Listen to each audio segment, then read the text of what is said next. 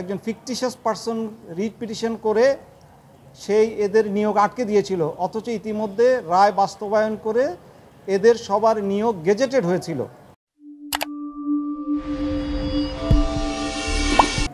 আজ 85 জন উপজেলা নির্বাচন কর্মকর্তার মামলার রায় আপিল বিভাগ কর্তৃক একটু আগে ঘোষণা করা হলো।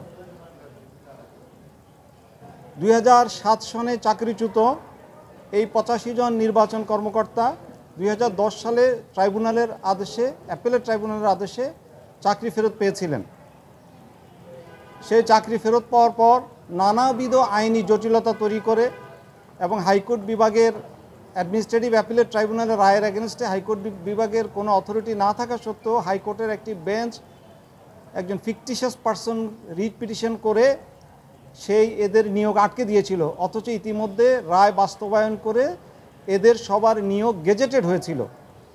সেই গেজেটেড হওয়ার পরে তাদেরকে যখন ট্রেনিংয়ের জন্য পাঠানো হয়, সেই সময় হাইকোর্টের একটি বেঞ্চের আদেশে তাদের চাকরি আবার চ্যুত করা হয় এবং এরপর পুনরায় আপিল বিভাগে ক্যাবিনেট ডিভিশনের সেক্রেটারি, তৎকালীন সেক্রেটারি, তার কোনো অথরিটি না থাকা সত্ত্বেও, লোকাল স্ট্যান্ডার্ড না থাকা সত্ত্বেও রুলস অফ বিজনেস অনুযায়ী এবং অ্যালোকেশন অফ পাওয়ার্স এবং দি মিনিস্ট্রি অনুযায়ী তিনি আপিল করেন। সে আপিলটা অ্যালাউড হয়েছিল। সেই আপিলের এগেনস্টে আমরা রিভিউ ফাইল করে রেখেছিলাম।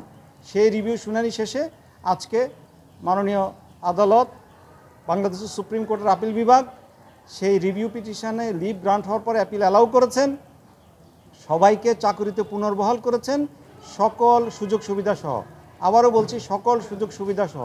শুধু যেই সময়টা ওনারা কর্মরত ছিলেন না, সেই সময়টা লিভ, এক্সট্রাঅর্ডিনারি লিভ হিসেবে ট্রিট করা হবে। এই সময়টাকে বলা হবে extraordinary leave, but with pay, যেহেতু সব বেনিফিট দিয়েছেন। আর যেই 3 জন ইতিমধ্যে মারা গিয়েছেন তাদের পরিবারকে আইন অনুযায়ী দরখাস্ত দাখিল সাপেক্ষে আইন অনুযায়ী নির্বাচন কমিশন তাদেরকে সকল বেনিফিট দেওয়ার জন্য নির্দেশ দিয়েছেন। তাদের উত্তরাধিকার যারা, তারা পাবেন।